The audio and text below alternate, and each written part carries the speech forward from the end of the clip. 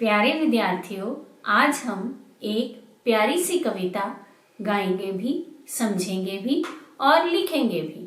अब आप अपनी हिंदी की पुस्तिका का पाठ नंबर 4 खोल लें। तो खोल लिया। अब यहाँ देखें, ये एक प्यारी सी कविता है। नाम है इंद्रधनुष।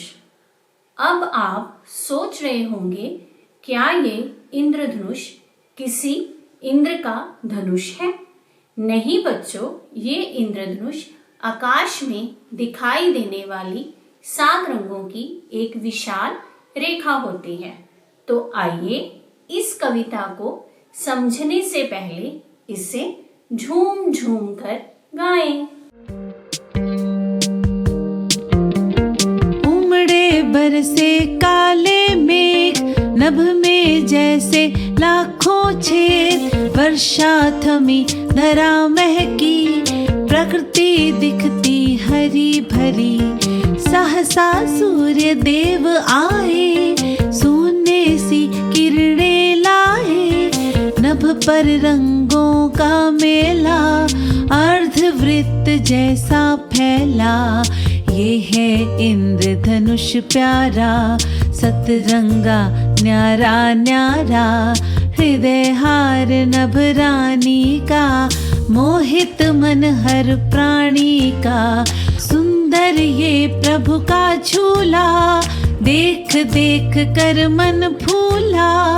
झूला प्रभु के आंगन में, किरणें झूले सावन में। वर्षा ऋतु मुस्काती है, सतरंगी हो जाती है। आओ हम भी मुस्काएं, रंग खुशी के बिखराएं।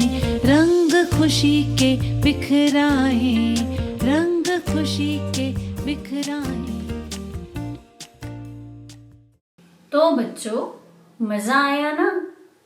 कितनी मीठी और सुरीली कविता है ये इंद्रधनुष। मुझे आशा है आप सब इसी तरह झूम झूम कर गाएंगे भी और याद भी करेंगे।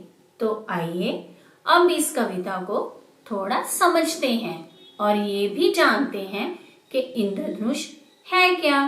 तो आइए इस कविता का सरलार्थ समझें। उमड़े बरसे काले मेघ, नभ में जैसे लाखों छेद। वर्षा थमी, धरा महकी, प्रकृति दिखती हरी भरी।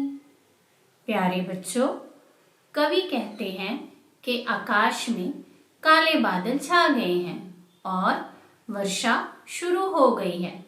ऐसा लगता है कि जैसे आकाश में लाखों छेद हो गए हैं और पानी बरस रहा है। कुछ देर बाद वर्षा रुक गई और धरती महक उठी। वर्षा के बाद प्रकृति हरी भरी लगती है, भाव कि खिली खिली दिखती है। तो अब आपको ये भी याद रखना है कि इंद्रधनुष दिखाई देने से पहले काले बादल भी आते हैं और छमाछम बारिश भी होती है। सहसा सूर्य देव आए, सोने सी किरणें लाए। नभ पर रंगों का मेला, अर्धवृत्त जैसा फैला। प्यारे बच्चों, कविता को आगे बढ़ाते हुए कवि कहते हैं कि वर्षा रुक जाने के बाद अचानक से आकाश में सूर्य निकल आया और उसने अपनी सोने सी किरणें पृथ्वी पर फैला दी हैं। तभी अचानक आकाश में रंगों का एक मेला सा लग गया, जो कि आधे चक्कर के आकार का था।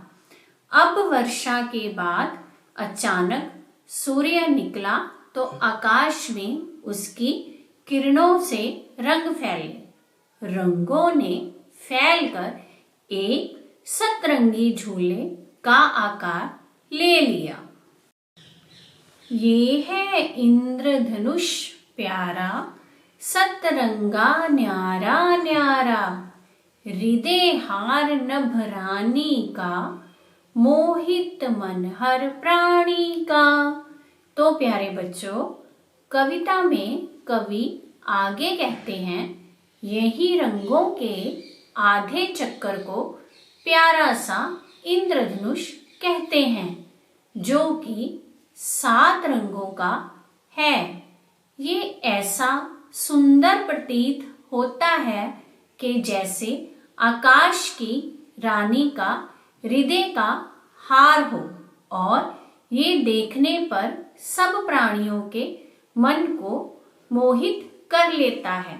तो अब आपको पता चल ही गया होगा कि इंद्रधनुष किसी इंद्र का धनुष नहीं है, बल्कि आकाश में 7 रंगों की एक बड़ी धनुष के जैसी रेखा होती है।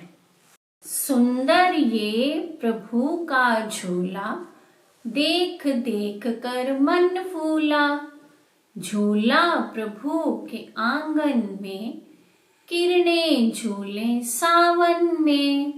तो प्यारे बच्चों, इंद्रधनुष के बारे में कवि आगे कहते हैं कि ये इंद्रधनुष ऐसा प्रतीत होता है कि जैसे प्रभु का सुंदर सा झूला हो, जिसे देखते ही मन को खुशी मिलती है। ये झूला प्रभु के आंगन में झूल रहा है और सावन में किरणें झूलती हैं। तो बच्चों, आ रहा है ना मजा इंद्रधनुष पढ़ने का भी और जानने का भी। वर्षा ऋतु मुस्काती है, सतरंगी हो जाती है, आओ हम भी मुस्काएं, रंग खुशी के बिखराएं। तो प्यारे बच्चों, कविता को समाप्त करते हुए कवि कहते हैं कि जब सावन में वर्षा ऋतु आती है तो वह सूर्य के पश्चात सतरंगी हो जाती है। तो आओ हम भी मुस्काएं और चारों तरफ खुशी के रंग बिखराएं। तो बच्चों, अब आपको इंद्रधनुष का पता चल गया और इसके भाव का भी ज्ञान हो गया। तो कविता के बाद आओ बच्चों, अब हम थोड़ा सा अभ्यास कर लें। कविता में बादलों का रंग कैसा बताया गया है? कविता में बादलों का रंग काला बताया गया है। वर्षा के बाद प्रकृति कैसी दिखाई देती है? वर्षा के बाद प्रकृति हरी भरी दिखाई देती है। वर्षा के बाद सूर्य दिखाई देने पर नभ में क्या दिखाई देता है? वर्षा के बाद सूर्य दिखाई देने पर नभ में रंगों का मेला दिखाई देता है। इंद्रधनुष का आकार कैसा होता है? इंद्रधनुष का आकार आधे चक्र जैसा होता है। कवि ने इंद्रधनुष के लिए अन्य कौन सा शब्द प्रयोग किया है? कवि ने इंद्रधनुष के लिए प्रभु का झूला शब्द प्रयोग किया है। तो आगे पढ़ी गई कविता की पंक्तियों को पूरा भी करते हैं।